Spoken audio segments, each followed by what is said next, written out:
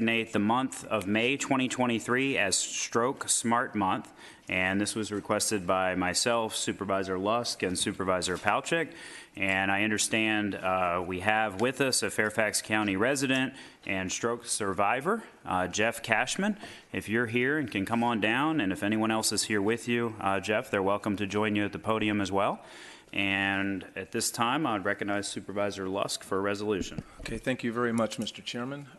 Whereas 1 in 6 people will have a stroke in their lifetime, and strokes are the leading cause of long-term disability, putting a tremendous emotional and financial burden on individuals, families, and communities.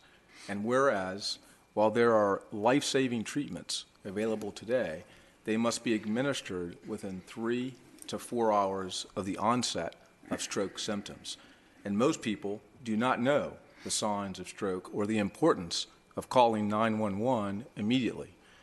And whereas the stroke onset to 911 time has not changed significantly in the last 25 years, and whereas the 2021 Stroke Smart launched an initiative in the Commonwealth to increase symptom awareness and response, including educational videos, materials, and classes. And whereas increasing stroke awareness is vital to creating healthier communities and reducing long-term disabilities, and will help ensure that Fairfax County residents have access to knowledge and resources necessary to effectively respond to a stroke incident.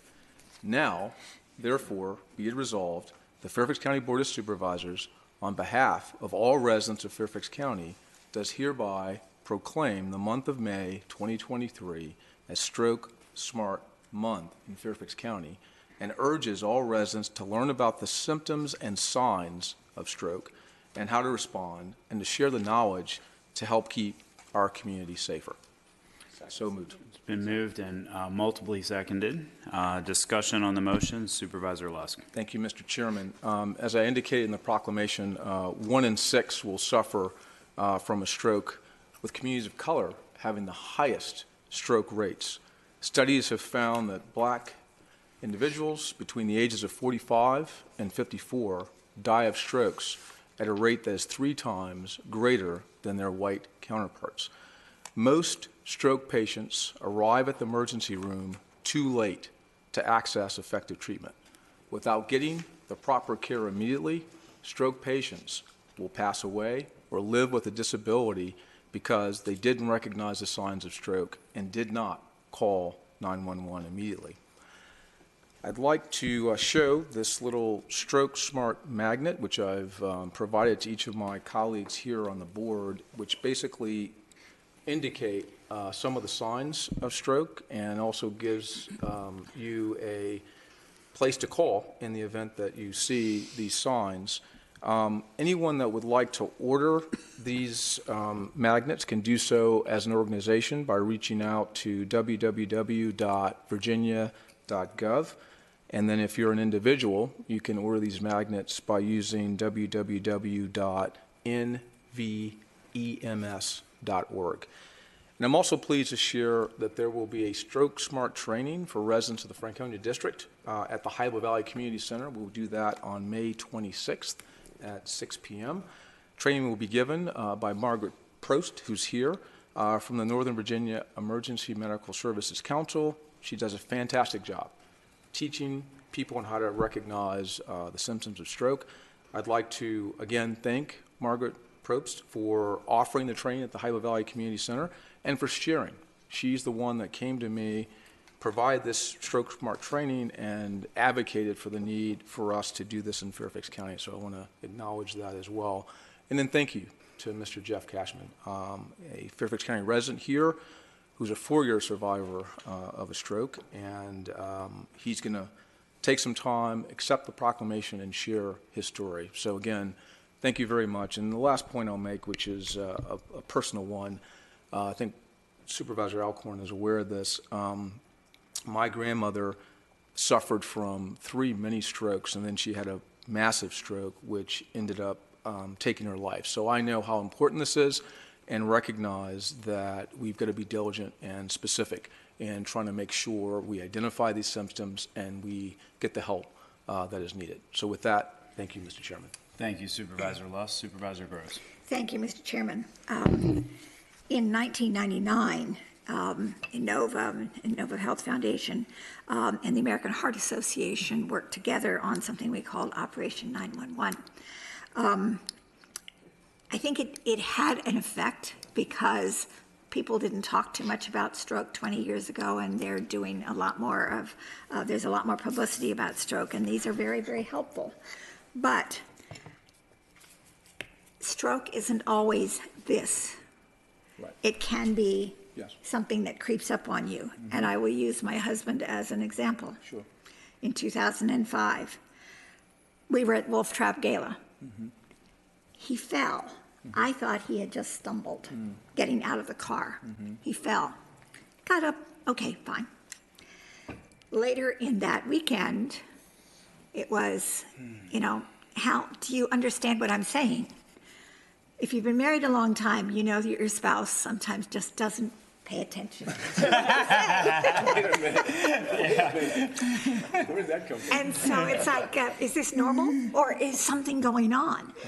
By that Monday, I realized that there were too many little triggers that said something's not right. And it turned out he had a stroke.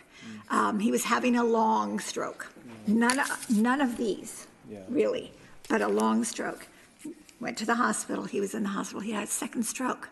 And that's when it affected his speech. And it was instantaneous. You could see something was wrong immediately. Fortunately, he recovered from his stroke.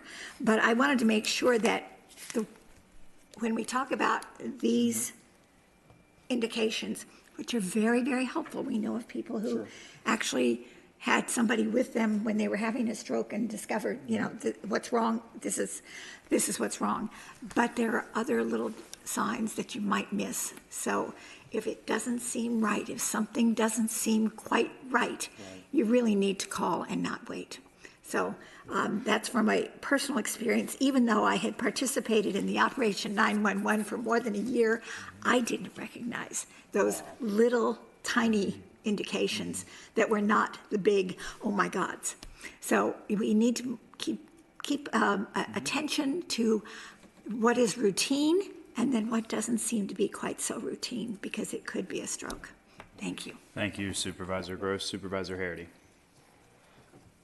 I think I'm going to pass after that. No, I mean, I, as those of us that are at an increased risk of stroke, and you can't wait, and that's the big message. And I think you said it better than I was going to say it, so I'm going to go with that. The key thing is just don't wait, because the sooner you get treatment, the more likely you are to recover. If you wait, the likelihood of recovery can go down pretty quickly. So. Thank you, Supervisor Harity. Supervisor Alcorn. Yeah, thank you. Mr. Chairman, I just want to share something about my family that experienced this, and I think demonstrates how this can really make a difference. 8 years ago, my niece, and this is very unusual, but in her 20s, was at a social event, and this first thing, the drooping, someone at that event who actually happened to be in medical school at the time noticed it. And basically said, you need to get to the hospital immediately. They did. She had a stroke. And she suffered some numbness. She had a little bit of paralysis for a while, but she was there early enough. She's since fully recovered. But without this, without somebody noticing that, and basically, cause she had a headache, but it wasn't, it was a little bit general. But that first line is what basically tipped off her colleague. And so, thank you so much for bringing the awareness. It does make a difference, and it's not just those of us that are a little older, but I know certainly as we move forward, we do have increased risk as well. So, thank you for doing this.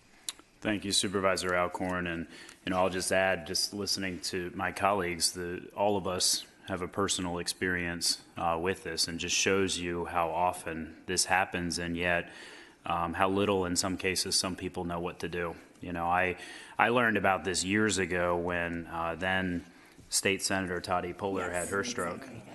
And if she hadn't been sitting at lunch with a couple of close friends of hers who noticed it, she would be the first to tell you she would not have lived. And it was a matter of time, and while she had permanent disability as a result of that, she's alive now and been alive for a long time despite having a very significant stroke. And it was hearing that story and asking the people at lunch, well, how did you notice? And it's those stories, those personal stories that we have to all do a better job of telling, because this happens all too often, and we know that the effects are much, much more devastating if they're happened in isolation or the people around these loved ones don't know what the symptoms are. And so while I'm glad Stroke Smart, was launched in 2021, this has been going on for a long time, and I hope that this effort and this campaign raises the level of awareness so that more lives can be saved and more people can recover from stroke. And so thank you, Supervisor Lusk, for bringing this forward to the board. I think we're ready to vote. All those in favor of the motion, please say aye. Aye. Any opposed? Any abstentions? And that motion carries. And was mentioned before, we have a stroke survivor and county resident, Jeff Cashman, who is with us. Welcome. The floor is yours. For moving this down. I'm here today with Suzanne Coyle. Suzanne was one of my speech therapists during my rehab, and then we reconnected later on when health insurance decided that I had gotten as well as I was going to get. The Stroke Comeback Center is an organization based in Vienna and Rockville, Maryland, that fills that gap for people like me who need to recover more. It also connects you with people walking that same long, slow road of recovery, and I've gained strength from the friends and colleagues I've met there. And thank you, Suzanne, for that help. I feel a little bit like I'm preaching to the choir. Having listened to all of your personal testimony, you get it. You don't need convincing, but you may not know how urgent the need is for this public health information campaign. And I would like to offer my personal testimony to demonstrate where this goes wrong, because we didn't catch my stroke.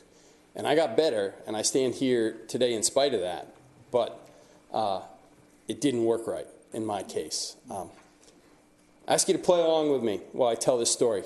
Take a breath and hold it while I go through this. Okay, ready? I was certified by the Red Cross in first aid. I'd been in the military for 32 years, and I got all the advanced life-saving training there. I'm not one of those people that is afraid of doctors. I have taken an aviation medical exam, physical exam, every year since I was 17 years old, and I seek medical treatment when I need it. When I stroked out, I was surrounded by family, people who knew my baseline and recognized something was wrong. But we didn't know what it was, and we didn't know what to do. So when you hold your breath, and I hope you still are, your body starts sending alarm signals, right? Your brain is telling you this is an emergency. You need to do something right away. When oxygenated blood stops getting to a spot on your brain, it is a similar emergency. But the alarm bells don't come in clear signals. It comes in the Be Fast acronym. Right? It's the face, it's the slurred speech, it's the paralysis on one side, can't raise your arm. And I would like to call your attention to the B part of the Be Fast acronym. That's new, and that was my feature, balance and eyesight. My two eyes didn't focus on the same thing. And like Supervisor Gross, mine came on, they called it a stuttering start, episodically over the first couple days. So that's a thing too. And it happens and it goes away, and I thought, I guess that's nothing, right? I missed it. I had multiple chances to catch this, and I missed it. And my family missed it too, and I'll tell you, they had as much at stake as I did. I had 2 kids in high school at the time and my wife, and their lives changed as much as mine did. So for the people around you, they need to know this. Right? There's your chance to save it. Not only do you need to know it, you need to recognize it, and then you need to act and advocate. And I'm optimistic that you would find a better response here in Northern Virginia than I got in Burlington, Vermont at the Medical Center Hospital of Vermont. where after being transported by the ambulance to the emergency room with stroke symptoms, they left me on a gurney for 2 hours before they treated me, and the window to intervene and reduce the damage closed. So you also need to advocate confidently for the emergency medical care you need with the sense of urgency you get when you're holding your breath. And if you're still holding it, you know now at this point. So know this, recognize it, and advocate it. And thank you for the spotlight you're shining on the need for this.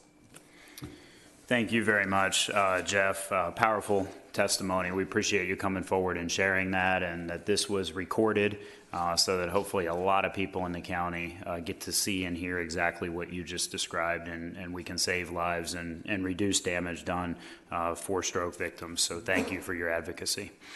With that, I think we're ready for a photo, and if you all could come forward and face the audience.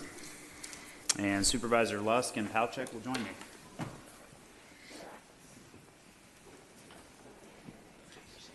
Sure.